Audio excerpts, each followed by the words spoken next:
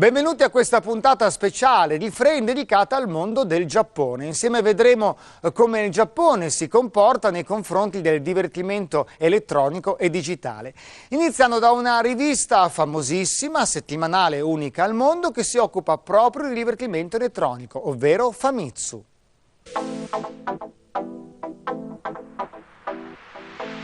Anche se non vivete nel paese del Sol Levante, vi sono sicuramente familiari i nomi dei grandi produttori giapponesi di videogiochi come Nintendo, Konami e Sega. Ma se non vivete in terra nipponica, difficilmente avrete sentito parlare di Famitsu. Eppure Famitsu non è solo la voce più autorevole nel campo dei videogame giapponesi, ma è anche la più grande rivista al mondo del settore. Famitsu è la più grande rivista giapponese di videogiochi. Prima si chiamava Famicom Tsushin. Famicom è un diminutivo per Nintendo Family Computer e Tsushin in giapponese significa trasmettere o diffondere. Famitsu è l'abbreviazione di Famicom Tsushin. Oggi il nome Famitsu è popolare tanto quanto Nintendo.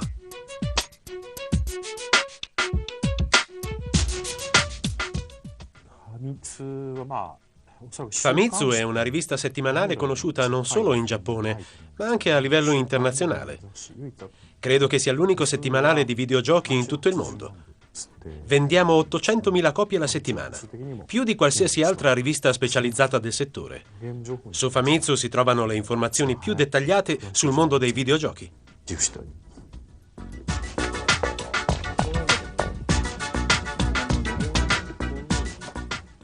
Ogni settimana riportiamo le notizie sui titoli appena usciti e diamo consigli su come giocare. Ma il fiore all'occhiello sono le recensioni. Famitsu ha un tale potere nel mondo dei videogiochi da determinare un incremento nelle vendite con una sola recensione favorevole. Anche personaggi di spicco come Miyamoto tengono conto del parere di Famitsu.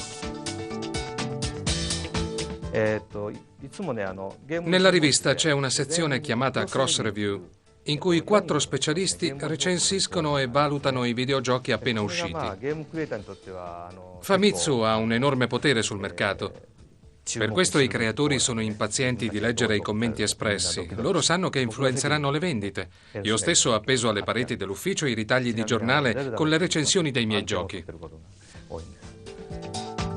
Oltre alla sezione Cross Review, c'è anche una rubrica in cui i lettori possono esprimere le loro opinioni sui giochi che più attendono. La cartolina per votare i giochi preferiti è allegata alla rivista. Il lettore può esprimere 3 giudizi per 3 titoli diversi e ogni settimana aggiorniamo le classifiche con i nuovi punteggi espressi. I lettori hanno i loro pareri, ma quali sono i giochi preferiti dallo staff di Famitsu? Il mio preferito è Final Fantasy XII. I giochi di ruolo sono molto apprezzati in Giappone e in vetta alle classifiche c'è la saga Final Fantasy. L'ultimo episodio si presenta come il più spettacolare, almeno da quanto abbiamo potuto osservare in quest'anteprima. La qualità è ottima e il creatore è davvero eccezionale. Recentemente ha creato Final Fantasy Tactics.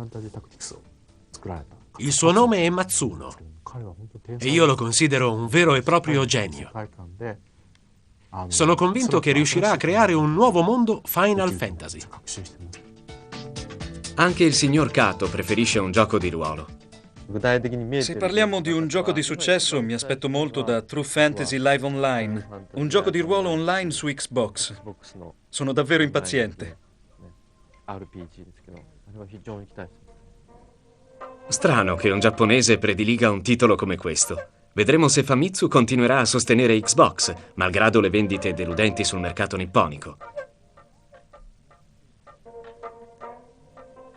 La più grande rivista giapponese di videogiochi ha obiettivi ambiziosi. Intenderà espandersi?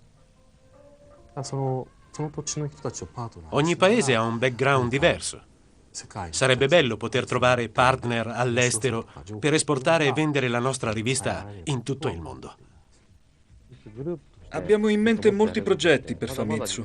Vorremmo pubblicare la rivista all'estero e fare qualche breve apparizione in televisione o alla radio. I media hanno molto impatto sul pubblico ed è per questo che vogliamo cercare di coinvolgerli per espanderci il più possibile in tutto il mondo. È questa la strada che percorreremo in futuro.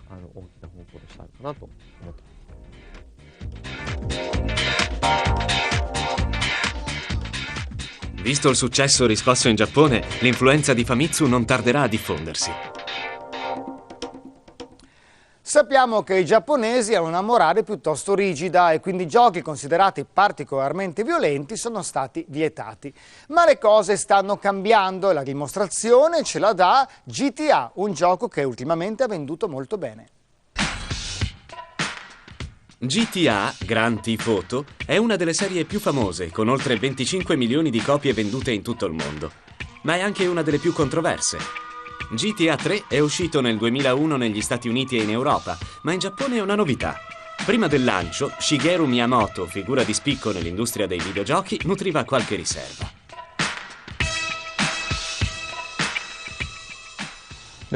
Alla Nintendo sappiamo che è un gran bel gioco, ma dubitiamo che sia adatto ai bambini. Dobbiamo tener conto delle implicazioni sociali dei videogiochi. L'influenza negativa che GTA potrebbe avere è più importante di qualsiasi successo o guadagno. Per quanto lo trovi interessante, sarei a disagio se riscuotesse troppo successo. Con queste premesse, Capcom, distributore del titolo in Giappone, ha dovuto faticare non poco. Il gioco ha suscitato polemiche in tutto il mondo. C'è voluta un'opera di convincimento in Giappone.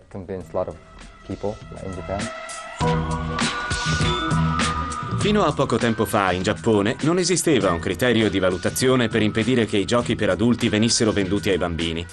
L'avvento di SERO, Computer Entertainment Rating Organization, ha cambiato la situazione. GTA non poteva uscire in Giappone perché non esisteva ancora un'agenzia di rating. Prima che il sistema di valutazione fosse introdotto un anno fa, tutti i titoli venivano venduti indiscriminatamente. Ora invece i giochi sono suddivisi in base a fasce d'età. L'ultima categoria è quella dai 18 anni in su. Data la riserva del Giappone nei confronti dei giochi violenti, GTA 3 è stato adattato al mercato giapponese o i gamer del sollevante hanno accettato la violenza occidentale? Non abbiamo apportato modifiche sostanziali. Abbiamo introdotto sottotitoli in giapponese. Eightball's got some business upstairs. Well, maybe you could do me a favor. Ma l'originale inglese è rimasto. Siamo rimasti il più fedeli possibile all'originale. A 3 giorni dal lancio, il titolo aveva già venduto 120.000 copie, conquistando il secondo posto in classifica su Famitsu, la rivista giapponese più accreditata del settore. Sia GTA 3 che il controverso sparatutto occidentale The Getaway sono stati presentati all'ultima edizione del Tokyo Game Show, dove hanno partecipato comparse travestite da agenti, gangster e prostitute. I gamer giapponesi hanno potuto verificare di persona la violenza del gioco.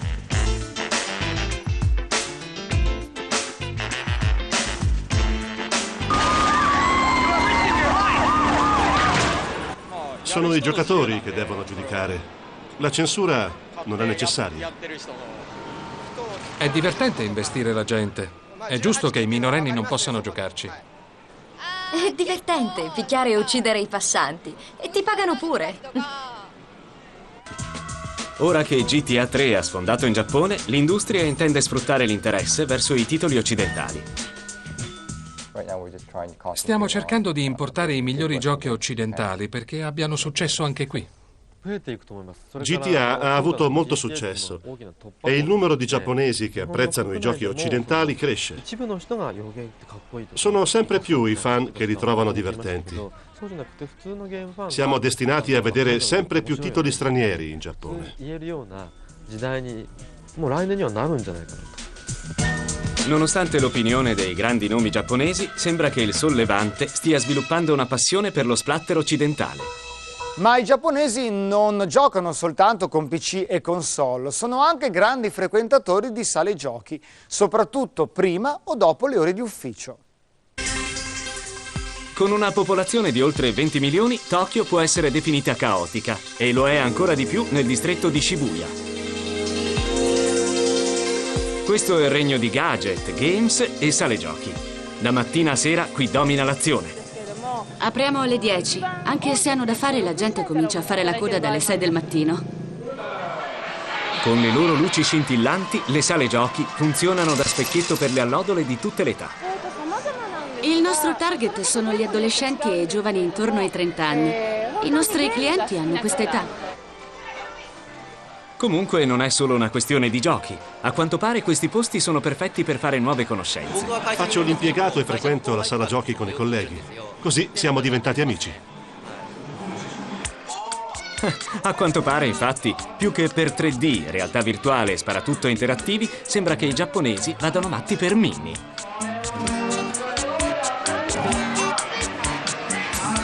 E se non siete bravi con il braccio automatico, niente paura. Il personale sa come aiutarvi, facendovi vincere quello che desiderate.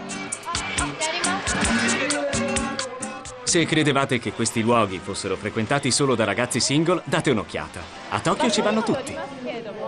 Direi che c'è un 60% di uomini e un 40% di donne, ma dipende dal posto. Abbiamo giochi diversi e tipi di clientela diversa a seconda dei punti. Nelle sale del centro come questa l'atmosfera è accogliente e ci vengono molte ragazze. Guardate, si sono fatte la foto. Le sale sono dominate da slot machine, in cui si inseriscono gettoni e si vincono gettoni. Ma c'è anche un gioco sul calcio, World Class Champion Football. Il vostro ruolo però sarà quello di allenatore e utilizzerete le carte anziché i pulsanti. La collezione di carte è divertente, ma il ruolo dell'allenatore è ancora meglio. Molti di quelli che giocano sono appassionati di calcio e quindi sperano di diventare allenatori e guidare una squadra. Questo è l'elemento entusiasmante. Compresi i tempi di attesa, si sta dalle 2 alle 3 ore in sala giochi. Io ci vengo 3-5 volte alla settimana, raramente solo una volta al mese. Da quando mi sono appassionato a questo gioco vengo molto spesso. Speriamo che il capo non lo stia aspettando. Ma non tutti hanno velleità tattiche. Gli studenti che si precipitano qui dopo la scuola sanno come divertirsi. Vanno dritti a farsi fotografare. Queste non sono le solite fotografie pronte in 3 minuti. Qui le immagini possono essere personalizzate.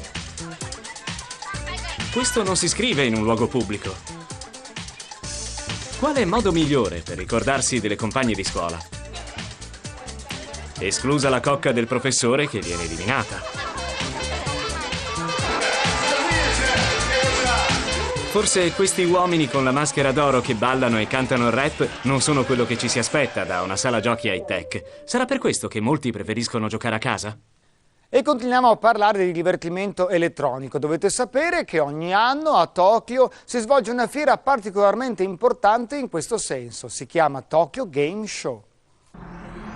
L'edizione di quest'anno si è tenuta alla Makuhari Messe, alla periferia di Tokyo. Presenti tutti i grandi nomi del settore con le ultime novità. Tokyo Game Show 2003 開会いたします。 Già all'apertura correva voce che una novità avrebbe scosso il mondo dei videogiochi. La novità è che non ci sono novità. Mancava un nome importante al grande evento, Nintendo. Il colosso giapponese ha infatti organizzato una mostra tutta sua, lo Space World. Il presidente di Nintendo, Satoru Iwata, ha partecipato comunque al Tokyo Game Show, lanciando un allarme per il futuro dell'industria giapponese.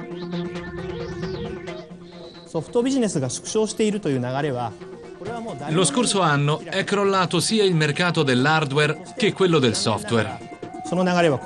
È diventato evidente agli occhi di tutti che le aziende di software hanno notevolmente ridotto il fatturato. Sfortunatamente, questa tendenza si è protratta anche quest'anno. Per le aziende che hanno partecipato alla fiera, l'importante era farsi notare. Tutti i grandi nomi hanno sfoderato le armi per catturare l'attenzione del pubblico.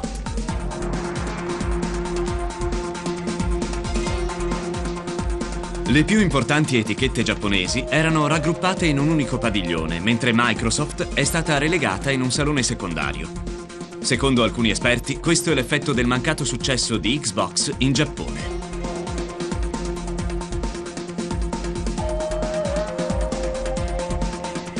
日本のマーケットっていうのはアメリカと違います。で、この違いってことに対して Credo che l'introduzione di Xbox in Giappone sia stata un errore madornale.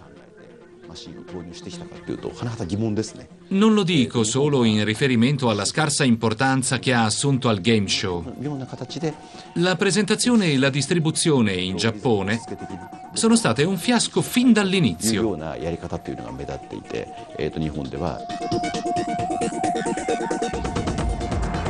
Per avere successo si può seguire la ricetta di Sony. Una valida soluzione di marketing può catturare l'attenzione del pubblico. Un esempio? La borsa di iToy. Ci sono borse arancioni ovunque e saltano subito all'occhio. All'edizione di quest'anno la borsa di iToy è diventata un simbolo. Molti dei visitatori del game show erano curiosi di vedere i nuovi giochi che vi mostreremo nel corso della puntata. Ed è proprio grazie al Tokyo Game Show che abbiamo scoperto i giochi preferiti dai giapponesi, molto diversi da quelli europei o americani.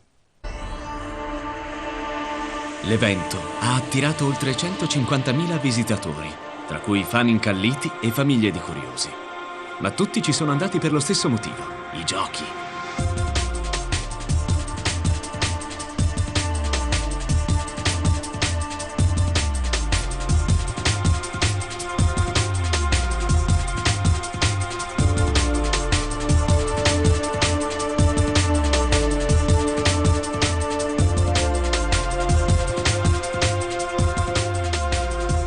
L'ultima edizione si era concentrata sugli sparatutto e i giochi riproducevano soprattutto ambienti acquatici. Quest'anno i titoli hanno una caratteristica tutta giapponese, i samurai. Tutti gli editori hanno presentato un gioco di questo tipo. Tra questi Onimusha 3, Magatma di Microsoft e Ninja Gaiden di Tecmo. E alcuni erano particolarmente realistici. Uno dei titoli più acclamati è stato Seven Samurai di Sammy, che ha anche alle spalle una squadra di talento, comprendente due dei più famosi registi giapponesi, un compositore di fama mondiale e gli animatori europei più influenti del mercato. Il gioco si basa sul film omonimo diretto dal leggendario Akira Kurosawa. Mobius ha curato il design dei personaggi e Ryuichi Sakamoto ha scritto il tema iniziale e conclusivo. Ma tra i tanti giochi tecnologici d'avventura, uno spicca su tutti. Relegato in fondo a un padiglione, Katamari Damacy di Namco ha sorpreso persino lo sviluppatore.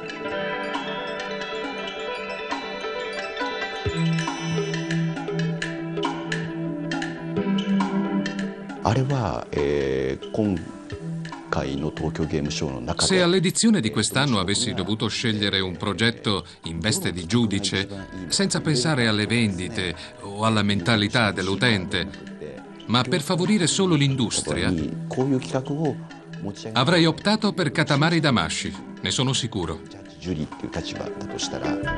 In origine, il gioco era destinato solo al mercato giapponese, ma dopo il successo del game show, Namco sta valutando la possibilità di distribuirlo in Europa e in America. Sono davvero sorpreso. Non avevamo nemmeno deciso la data di distribuzione. Non pensavamo di arrivare a questo punto. C'è una storia dietro tutto questo. Nello spazio, un dio si ubriaca e distrugge la sua stella. Uno dei figli lo insulta e gli dice di costruirsi una nuova stella utilizzando l'immondizia della Terra. È un gioco tutto creato sulla spazzatura. Tra tutti i titoli nuovi, c'è ancora spazio per i classici, tra cui la pietra miliare Space Invaders.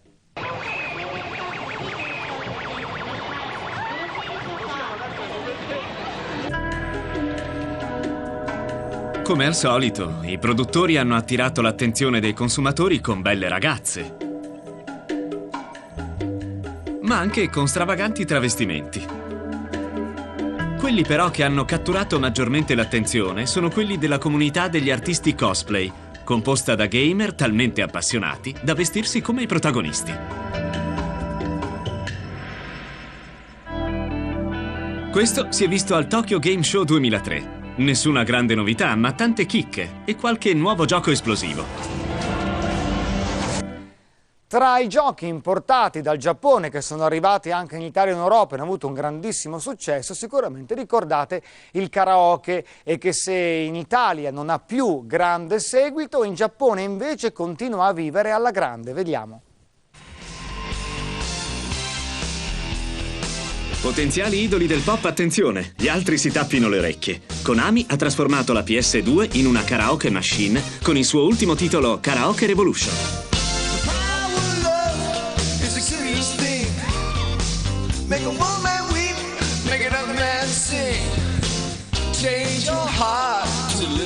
Afferrate il microfono e cantate seguendo le parole a video, cercando di prendere la tonalità giusta e andare a tempo.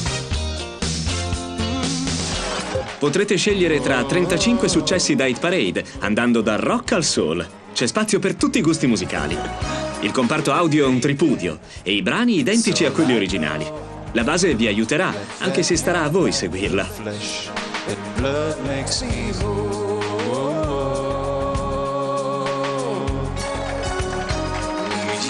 La grafica e le animazioni sono buone, ma è il lato divertimento, e usiamo il termine nel senso più ampio, che conta, non il numero di pixel.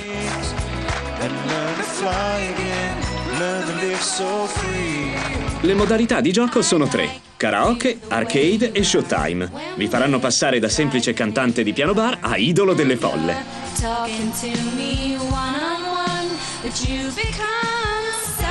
Anche se in modalità karaoke le parole vengono visualizzate a schermo, il gameplay passa al modo gara, dove è pressoché impossibile seguirle mentre scorrono. Il punto debole è la cuffia auricolare. Anche se funziona bene, ci vorrebbe un filo lungo. Karaoke Revolution è davvero una rivoluzione. Insieme a iToy porta la PS2 nell'home entertainment. È semplice, divertente e vi farà venire voglia di cantare. Così vi guadagnerete una bella fetta di pubblico. A questo giocatore 1 stella.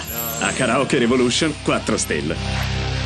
Un'altra cosa che fa impazzire i giapponesi sono le automobili. C'è un videogioco, Gran Turismo 4, attesissimo proprio dai giocatori di tutto il mondo. Ma mentre gli europei e gli americani dovranno aspettare fine anno per vederlo, i giapponesi possono godere di una bella anteprima di questo gioco, Gran Turismo 4 Prologue. Se morite dalla voglia di provare il nuovo episodio di Gran Turismo e non vedete l'ora che la 4ª edizione sbarchi sul mercato verso fine anno, un'anteprima allettante è attualmente in vendita in Giappone.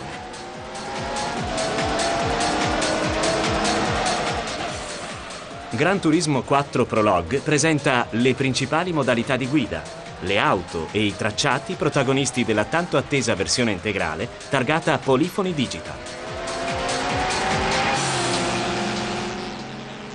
La demo presenta 5 nuovi scenari, le strade di New York magistralmente riprodotte, i sentieri sterrati del Grand Canyon, una pittoresca città italiana e 2 piste da corsa tradizionali giapponesi. L'Arcade Mode prevede prove individuali a tempo sui 2 circuiti da rally, mentre negli altri scenari sfiderete piloti controllati dall'AI.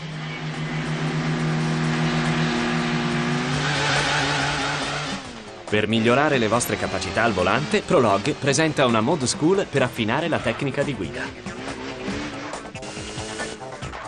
Superando la prova, potrete vincere l'auto utilizzata. In Prologue potrete conquistare ben 50 bolidi, un numero rispettabile per un simulatore di guida, ma un'inezia rispetto al parco auto della versione integrale che proporrà ben 500 vetture. Sony non ha ancora annunciato la data di distribuzione americana ed europea di Prologue, ma se siete impazienti non crediamo che avrete problemi di comprensione con la versione giapponese. Non c'è da stupirsi che la modalità multiplayer e online non siano supportate, ma questa anticipazione servirà da antipasto agli appassionati in attesa della versione integrale. Secondo noi vale 4 stelle. I giapponesi si stanno muovendo anche molto bene per quanto riguarda il film d'animazione. Dragon Blade ne è un esempio che sta utilizzando il keyframing, una nuova tecnologia, al posto del motion capture.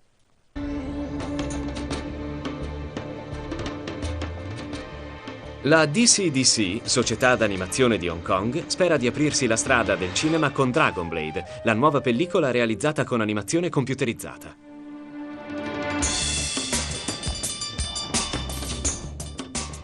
Un team di 60 animatori lavora da 2 anni per fare in modo che i personaggi di questo videogioco di arti marziali prendano vita sullo schermo.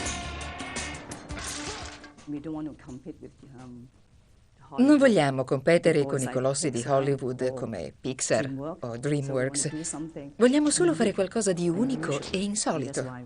Per questo abbiamo scelto Dragon Blade.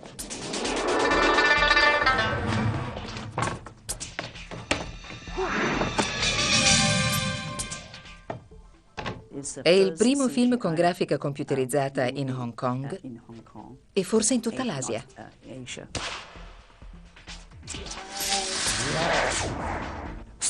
La storia ruota intorno a un personaggio di nome Lang, un adolescente che sogna di impossessarsi della leggendaria Dragon Blade. Lo spettatore segue così le avventure di questo ragazzo che cerca di superare i propri limiti e gli ostacoli che incontra. L'intenzione era di produrre qualcosa che avesse come tema una particolarità di Hong Kong, cioè le arti marziali. Così è nata l'idea di realizzare Dragon Blade, la perfetta fusione delle arti marziali e dell'animazione basata sulla grafica computerizzata. L'animazione computerizzata è tutt'altro che semplice. Prima bisogna riprodurre l'azione dal vivo e poi trasportarla su computer. Produrre una pellicola con grafica computerizzata è come realizzare un film nel film. Prima si effettuano le riprese di ogni scena che successivamente vengono montate e passate agli animatori che le riproducono al computer. Abbiamo scelto appositamente di prendere le distanze dalla tecnica motion capture. Tutti i giochi con grafica computerizzata presenti sul mercato sono realizzati in motion capture e l'azione sembra piuttosto goffa e impacciata. Abbiamo risolto il problema utilizzando il keyframing. Abbiamo riunito da tutta la Cina i più grandi esperti di arti marziali. Li abbiamo ripresi mentre combattevano senza bastoni in modo che avessero libertà di movimento. Infine abbiamo consegnato i filmati ai più grandi animatori di Hong Kong, che hanno saputo realizzare il prodotto finale grazie al keyframing. Con il keyframing, gli animatori stabiliscono le posizioni chiave delle scene. Poi il computer riempie gli spazi vuoti. Questo è il sistema facciale. Con il sync del labiale diamo vita ai personaggi.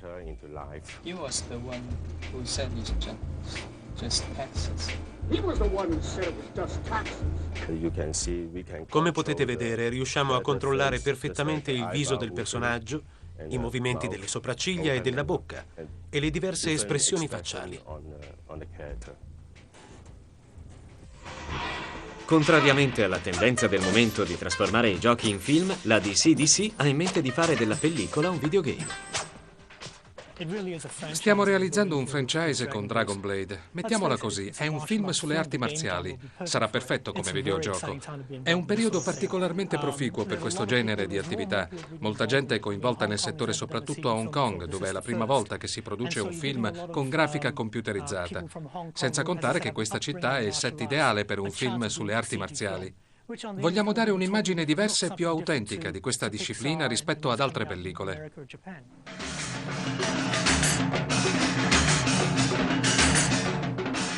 Dragon Blade sarà sul grande schermo verso la fine dell'anno.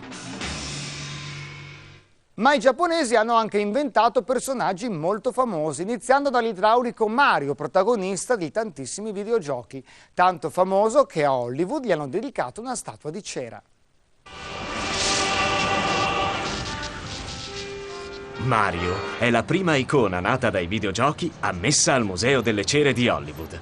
Il più noto personaggio di videogiochi al mondo è entrato a far parte della nostra cultura e ancora una volta diventa una pietra miliare nella storia del settore. Mario è indiscutibilmente la star dei videogiochi e lo è da oltre 20 anni. Ha all'attivo oltre 67 apparizioni da protagonista e può quindi entrare a pieno titolo nel Museo delle Cere di Hollywood. I protagonisti di Matrix, Keanu Reeves e Carrie-Anne Moss, lasciano il posto all'idraulico italiano. Speriamo che Mario non debba presto scendere dal piedistallo.